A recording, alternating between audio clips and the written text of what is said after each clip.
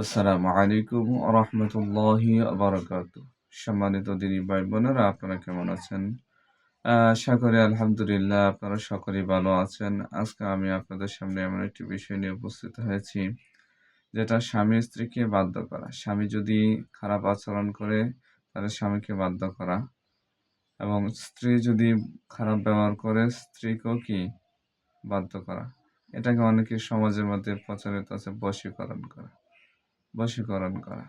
তো আজকে আমি আপনাদের পবিত্র সূরাতুল কাউসারের মাধ্যমে আপনাদেরকে একটি আমল দিচ্ছি। ওই আমলটি ওইভাবে করবেন, ইনশাআল্লাহ স্বামী অবাধ্য থাকলে বাধ্য হবে, স্ত্রী অবাধ্য হলে বাধ্য হবে, তাদের মধ্যে মিল মহাব্বত হবে।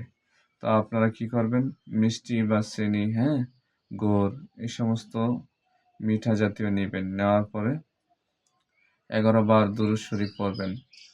দুরূদ শরীফ সাল্লাল্লাহু আলাইহি ওয়াসাল্লাম এটা পড়তে পারেন, বা দুরূদ ইব্রাহিম যেটা আমরা নামাজের মধ্যে পড়ে এটা পড়বেন। তারপরে সূরা কাউসার রবিবারে আপনি 313 বার পাঠ করবেন। 313 বার পাঠ করে শেষ করার পরে 3টা ফু দিবেন। ওই মিঠার মধ্যে, চিনির মধ্যে, এগুলোর মধ্যে কি ফু দিবেন, মিষ্টি জাতীয়। তারপরে আপনি আবার 11 বার দুরূদ শরীফ পড়বেন। জি, এমন করে আপনি খাওয়াবেন, 7 দিন খাওয়াবেন। ইনশাআল্লাহ দেখবেন তাদের মেজাজ আগের চাইতে অনেক পরিবর্তন হয়ে গেছে।